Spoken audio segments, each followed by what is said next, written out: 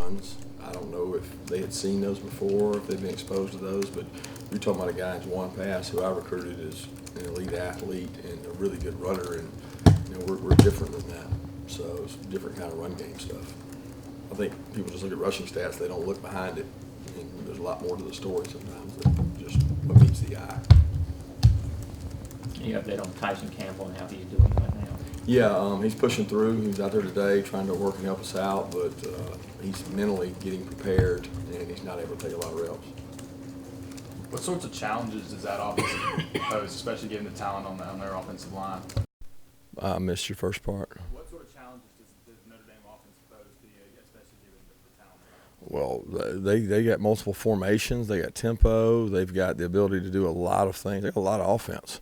And when you start looking at all the things they do, it's hard to prepare for all of it, in a week's time. And then you throw in the fact they got that with a quarterback that he can make you right every play. I mean, the coach could call a bad call, the kid will bail him out and go scramble for it. He calls a perfect call, he takes care of that too. So it's nice when you've got a guy that can make somebody miss, whether it's a pressure, whether it's a three-man rush, whether it's a four-man rush. I mean, he can make you right. And that's the thing. You got to be patient because they accumulate yards. They've got a vertical passing game that's explosive. They've got good runners, and they use their personnel very well. Yeah, obviously, Tyler was a little bit hurt, and you say he's trying to make his way back. Is that going to affect your punt return game any? Shouldn't. I mean, Tyler's been practicing, so we're expecting Tyler to be able to go. If he can't, then Don will be back there. What about Isaiah? I didn't see him today. He practiced yesterday. I thought he did well. I didn't notice him today because I was focused on the defense. I'll see when I go in there how he held up. Talk about being focused on the defense. DJ Daniel, how has he looked, in the first couple games? I guess he missed a game, but and I guess normally you maybe want to stick with two cornerbacks, but he gives you a pretty good third option, doesn't he? Well, I think all four of those guys have played well. Tyreek Stevenson's played well out there too. So, I mean, we want to play all those guys. We'll assess who has the best week of practices and get to play those guys. But I've been very pleased with all four of them. Coach, I think new lights were installed kind of with this game in mind. Did you have any input in that or anything, and that fourth quarter tradition? What's your thoughts on that? No, I didn't have any involvement in the new lights. I mean, I think we've used them. If you're referencing the stuff in the stadium, the different colors, we used them in recruiting, but I didn't know that they were put in for this in mind. I mean, we hope to have a lot of night games, but that's it. And what was the second part? Yeah, with the lights, the phones and all, I think that's great. I think it's awesome, and our fans have carried it on wherever they've been. Do you have a preference of time of day when you play? And I'm not asking like the Alabama thing. I just mean in terms of when the players are peaking, that sort of thing. Or would you just rather be on the biggest stage? It really doesn't matter. I mean,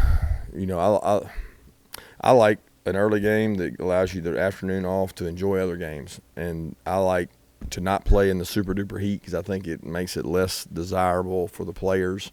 The night games, they certainly get better temperatures, and it seems that they're cooler longer and they can play at a high speed for longer. So I enjoy that part too. I mean, you take what you get, you don't fuss a bit. That's what they used to say.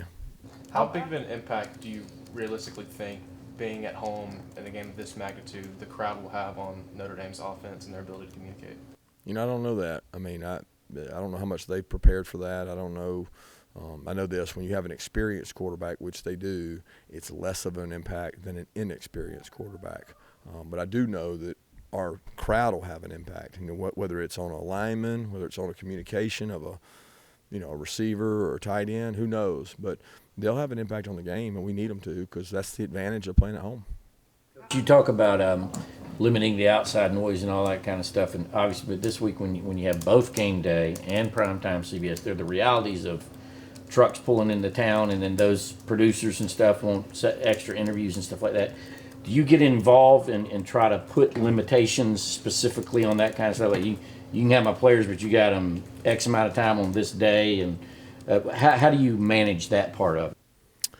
We have interviews with our players every week. I mean, yeah, it's a bigger game. Yeah, there's more people here, but the amount of time that we commit to those people in those groups is really the same. I mean, there's more of them, and we try to manage it for them where we, Claude and them, can do a nice job of bundling it together so that it's 20 minutes at this one time instead of 4 times 5 minutes, you know. So, I mean, that is what it is, and we've talked to the kids about that, but we're kind of used to that. I mean, the SEC, you have that almost every week you play an SEC game, you've got some kind of coverage. This is probably the latest you guys will ever kick off at Sanford Stadium. How do you program the guys to, you know, do you late movie the night before, let them sleep in the next morning? What's kind of the routine to get to that point? Well, we have the same routine we always have for a 7:30 kick, 8 o'clock kick. It doesn't change. I mean, we're not going to go reinvent the wheel and we're going to go to a movie because we had a later game. So that's par for the course. We're going to take a walk on Saturday and stretch their legs. We're going to meet with them. We're not approaching it differently because I don't think you can do that. I think the kids have a set routine, and I don't like separating from that routine. How much did the response to the 2017 Notre Dame game and the way that played out with the playoff selection committee figure into you saying we got to get more of these marquee series like Oklahoma? I really don't know that it factored into it. I mean, we wanted those games anyway. Like, we've been wanting that for a long time, and we wanted it since I got here, and we got the opportunity to start scheduling, so we started scheduling them. It seemed like a lot of them came really more recently to me, not really since the Notre Dame win, but more recently in the last year. But what factored in it to me is you need to play on a national stage. You need to play good opponents. You need to have strength of schedule, and you don't need to be afraid of that, of having 1 loss or 2 losses, because I think that's the way it's going. I've said repeatedly that eventually some team with 2 losses is probably going to get in because they have a better strength of schedule than a team maybe with 1 loss. And I think it's better to go out and play the best games. And if you're good enough, then you should be in there. You have weekends like this where you have so many recruits, you know, potentially coming and watching this game. How does that sort of change your sort of day before and after in terms of trying to meet with them and sort of show them the University of Georgia? It doesn't change for us guys. I'm going to be honest with you. I think y'all think that this is like we're going to recruit the kids that come. We're going to have a great group of prospects that come, and we're going to entertain them. We're going to do a good job spending time with them because we've got more of the day to do that. And I'm very thankful that we've got this opportunity because we've got a lot of national attention and a lot of I guess it's an attractive game for people to want to come to. So we're looking forward to that, but we're going to do what we do. How much does it help to have the kind of staff and resources you have on a day like that, where you got the people whose job it is to deal with that, and you can deal with what you do? Yeah, it's never enough. I mean, I can be honest with you. Our staff is supportive, tremendously big. I mean, all the stuff that you need, but that day, it doesn't matter. I mean, it's tough. Any big time home game for us is tough, but it's that way across the SEC because there's so many good football players within a 5-hour radius. They all want to come, so your staff's never big enough for that. Does it help with the whole recruiting thing that you got next week off and Sunday's not right back in the lab trying to figure out what's going on? Absolutely. So for us, we'll be able to spend time with whoever comes officially for Sunday, and that's important because, I mean, not that we don't have work to do Sunday, we do, but we have a game 2 weeks away instead of 1 week away. What do you see from the outside linebackers this year in terms of rushing the passer? And are you, I guess, looking forward to them getting the opportunity to go against an offensive line like Notre Dame?